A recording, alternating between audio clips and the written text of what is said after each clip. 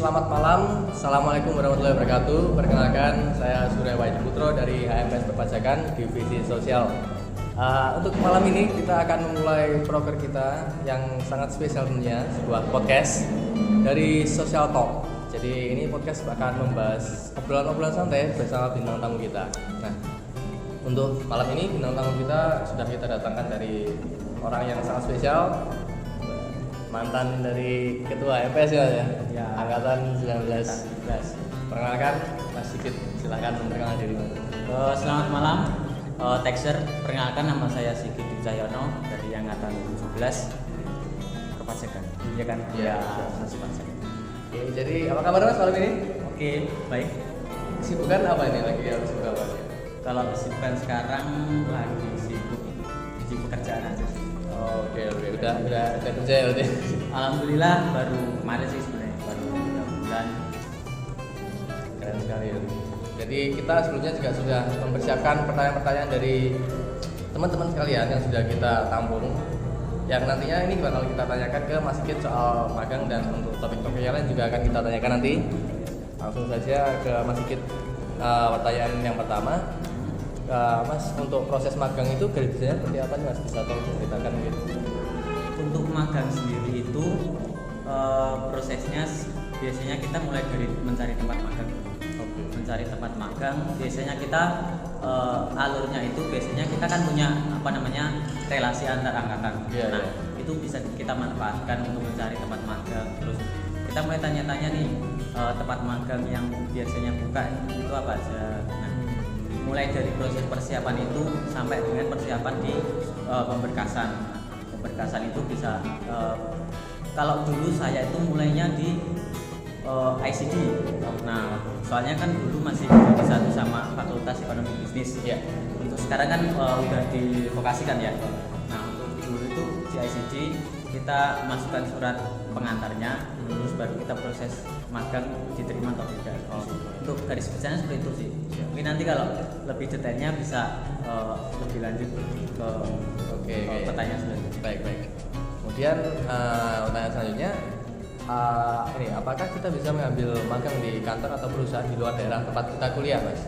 Atau harus tetap mengikuti magang di kantor yang sudah bekerja sama dengan kampus? Ini mirip-mirip mendetail dari pertanyaan tadi ini. Prinsipnya sebenarnya mahasiswa itu tidak dibatasi untuk magang di mana. Jadi selama tempat magang itu menerima mahasiswa kita, ya masih bisa untuk magang di tempat itu. Pengalaman dulu angkatan saya 2017 itu ada yang rumahnya Jakarta ya, Jakarta. Itu ada yang magang di sana juga. Jadi nggak harus di tempat yang sebelumnya kita magang di sana. Misal angkatan 16 itu kita magang di tempat ABC. Nah, itu nggak harus berpatokan sama ABC itu aja. Jadi misal ada yang mau menambah tempat magang baru itu diperbolehkan. Dengan begitu kan kita juga menambah relasi juga kan. Jadi kita mulai mengenalkan ada prodi D3 Perpajakan UNS, terus lulusannya kayak gini. Jadi kan itu sama kayak promosi kayak kita ke instansi juga kan. Jadi mulai dikenal lah. Setidaknya D3 Pajak itu dikenal perusahaan gitu sih. Terus kalau buat misalnya pertimbangannya nih Mas, kira-kira kita mau ambil di luar kota atau di dalam kota Solo sendiri, itu kira-kira pertimbangannya diambil dari Mas Sigit dulu apa ya? Kalau aku pribadi, dulu kan aku magangnya 2 kali, waktu semester 4 sama semester 5. Nah, pertimbangan kenapa kok aku dulu magang yang pertama di Solo, terus yang kedua di Sragen. Yang pertama itu waktu itu kan lagi ada kegiatan juga di kampus. Jadi misal dulu itu jadi panitia pokoknya panitia di kampus lupa. Nah, itu kan mumpung di Solo, jadi kan kegiatannya mungkin ya udahlah, daripada kita cuma rapat aja sambil liburan kan, mending magang sekalian kan, ngisi kegiatan sih. Terus waktu di semester 5 kenapa kok ambilnya di Sragen, itu karena ada teman di sana sih. Jadi untuk yang lain mungkin pertimbangan mencari tempat magang itu bisa dari tempat tinggal. Nah, seperti yang aku ngomongin tadi di awal kan, rumahnya Jakarta, daripada bolak-balik di Solo cuma magang, mending cari aja di Jakarta sekalian. Itu sih mungkin pertimbangannya. Jadi lebih ke kedekatan di wilayah. Terus tadi kalau aku dengar Mas Sigit ini ambil magang 2 kali ya sebenarnya? Iya, 2 kali. Kira-kira kenapa Mas Sigit ambil 2 ya? Biasanya rata-rata mungkin cuma 1 kali.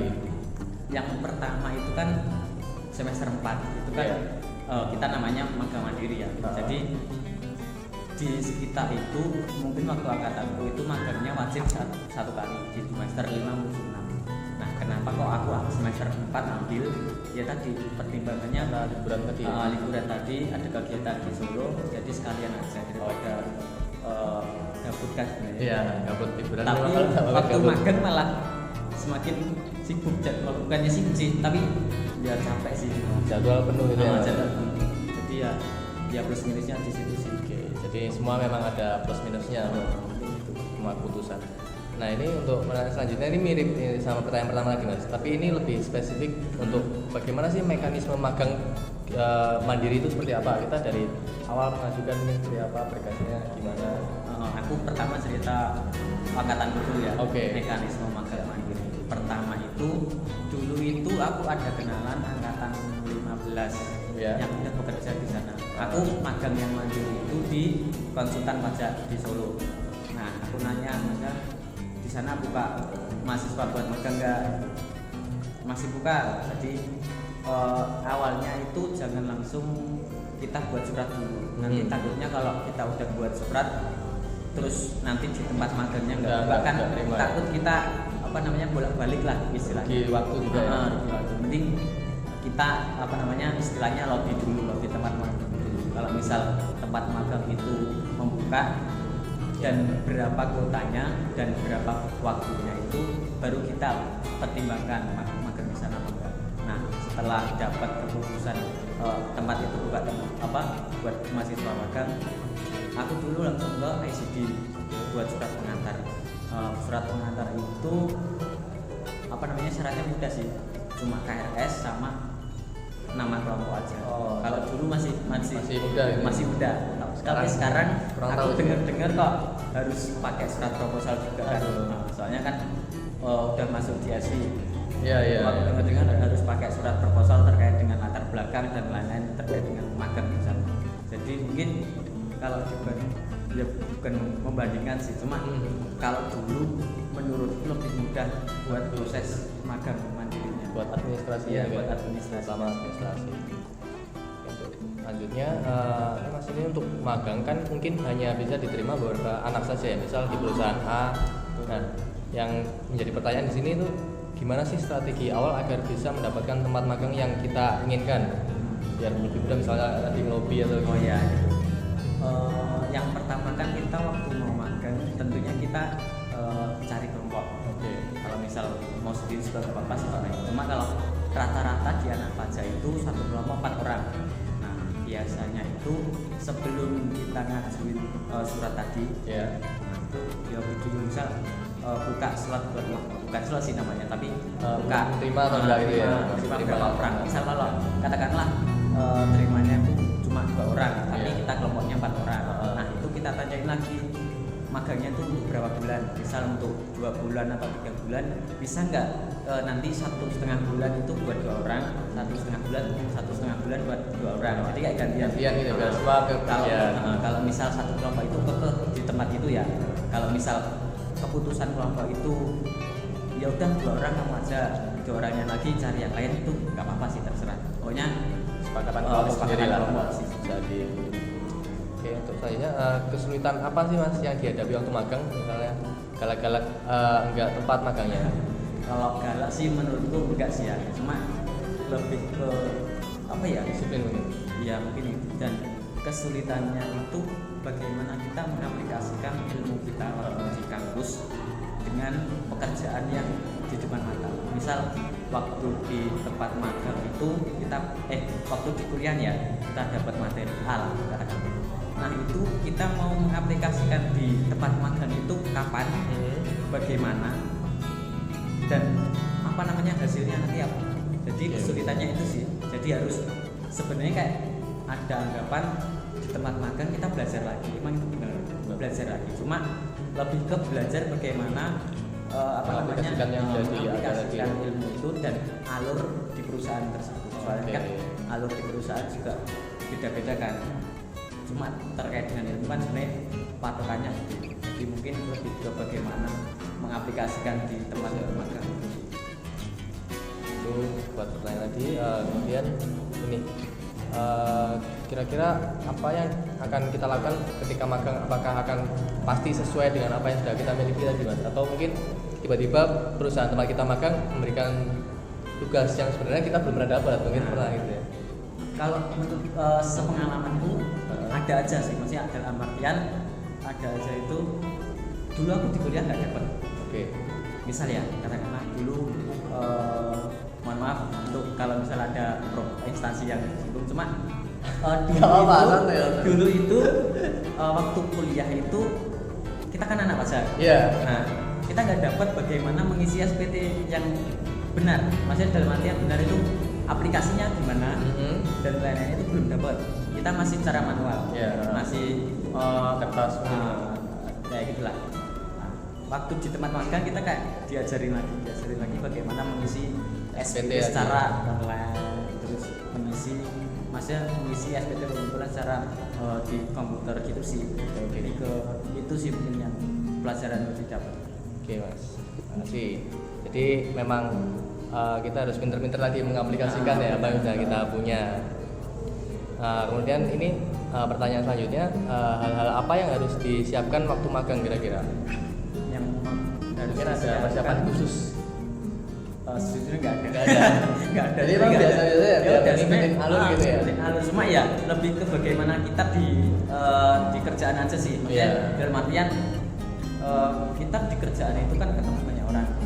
Terus kita membawa nama kampus, membawa nama program studi kan. Tentunya kita punya beban moral nih. Beban moral dalam artian kok anak UNS, anak pajak kok kayak gini, disuruh kerja kok gini. Nah itu yang harus kita usahakan dalam artian kita di sana itu selain magang juga nilai lainnya juga kan promosi kan. Promosi mungkin dari kampus tadi ya, kita dari anak-anak pajak UNS. Betul. Nah itu kan mungkin dari pekerjanya anaknya mau kuliah, nah itu kan kesulitannya itu mempersiapkan moral itu sih.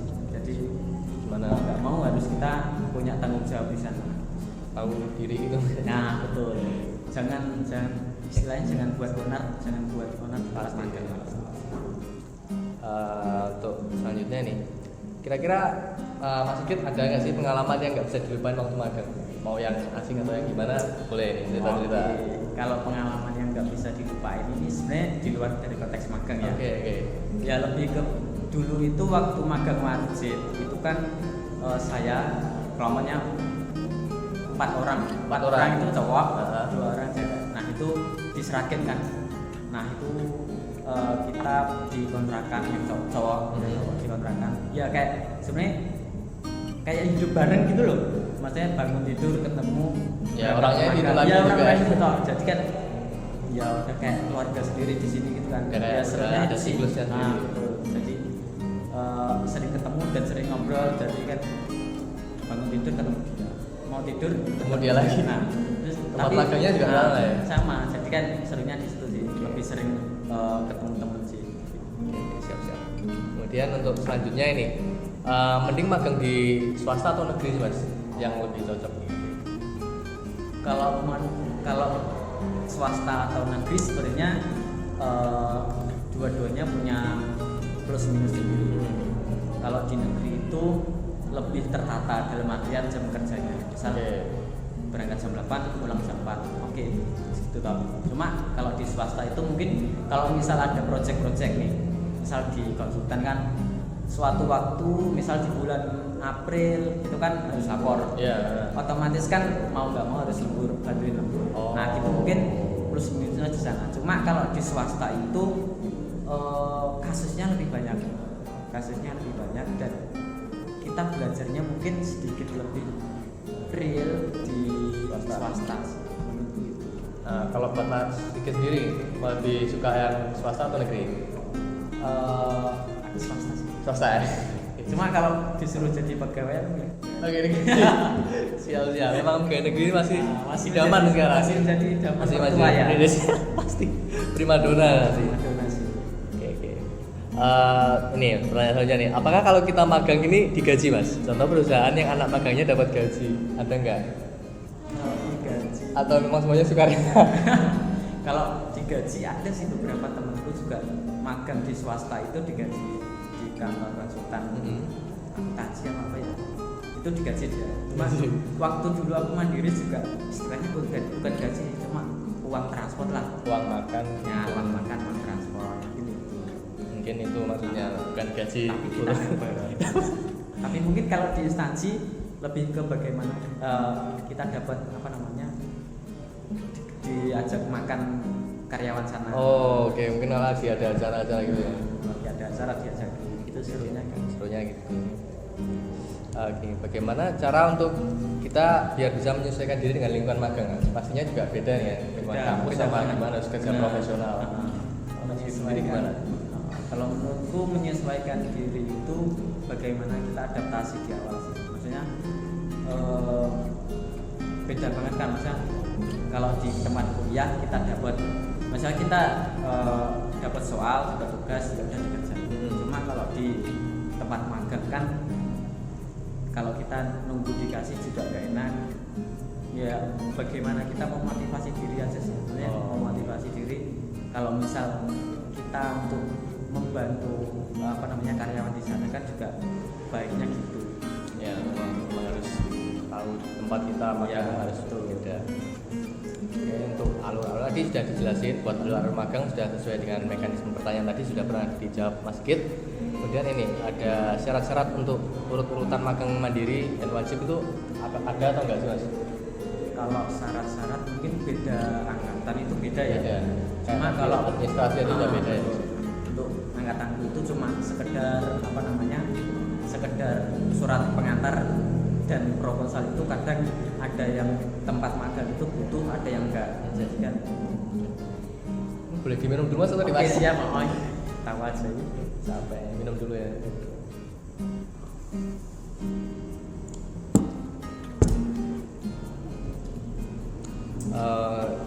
Ini kemudian tadi untuk magang di semester 4 tadi Mas Sigit sudah pernah jelasin dari Mas Sigit juga magang di semester 4 ya? Ya. Oke, mungkin selanjutnya kita bakal pertanyaan terakhir ini Mas, lebih santai aja ini. Wah, cepet tadi. Ya, nggak kerasa ini kita udah 17 menit ini. Tiba-tiba nggak kerasa. Kalau ngobrol sama orang yang Padahal spesial ini keren. Gak ada spesial. Oke ini Mas, silahkan. Kita ada topik selanjutnya dimajukan oleh teman-teman tadi kemarin. Silahkan kira-kira Mas Sigit lihat kira-kira apa yang pantas Mas buat kita bahas di podcast santai ini selanjutnya, dan kira-kira Mas Sigit bisa nunjuk 2 orang yang kira-kira alumni itu harus banget diundang ke podcast ini. Oke, siap. Dan alasannya apa kira-kira? Aku mulai dari mana? Nunjuk dulu Tunjuk apa? dulu orangnya dan topik yang bakal dibahas sama beliau apa? Mungkin kalau nunjuk orang, aku mau nunjuk dari angkatan Boleh angkatannya Mas Sigit, boleh atasnya lagi juga boleh. atasnya.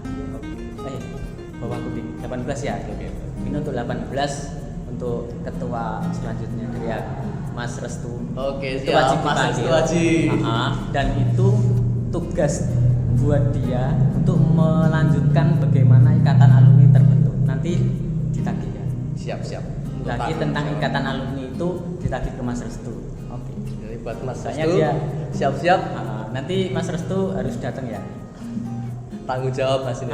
Ikatan alumni Ikatan masih alumni. menjadi PR-mu ya, Mas. Masih menjadi tagihan ya. Harus diselesaikan. Nanti aku tanya.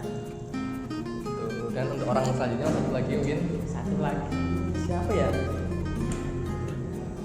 Mungkin dari angkatan 19 boleh nggak lah? Angkatan 19 mungkin boleh. Angkatan 19 siapa ya? Nanti biar Mas Restu yang nunjuk aja. Oke, siap. Oke, gitu aja. berunjuk satu aja. Oke, boleh. Nanti langsung Mas Restu buat tamu selanjutnya, silakan siap-siap. Kemudian ini untuk topik-topik tambahan selanjutnya Mas, ada yang menarik Mas sedikit atau enggak kira-kira? Yang menarik itu ya kebetulan kan angkatan 18, 19, 20 kan ngerasain bagaimana kuliah online. Ya. Nah, mungkin dari segi bagaimana sih dulu waktu sebelum kuliah online dan sekarang saat kuliah online itu bedanya gimana? Oke. Itu mungkin topik yang menarik untuk dibahas nih. Iya. Berarti Mungkin, perbedaan antara offline dan online ya. Oke, sama biar buat apa namanya gambaran angkatan di bawah dan bawahnya bagaimana sih kegiatan perkuliahan di WNS itu khususnya pajak dan yang menarik di pajak itu apa? Nanti mungkin bisa dikulik lebih dalam kan? Pasti nanti akan kita sampaikan. Mungkin cukup sekian untuk social talk kita di episode perdana ini. Terima kasih buat teman-teman pendengar yang sudah menonton.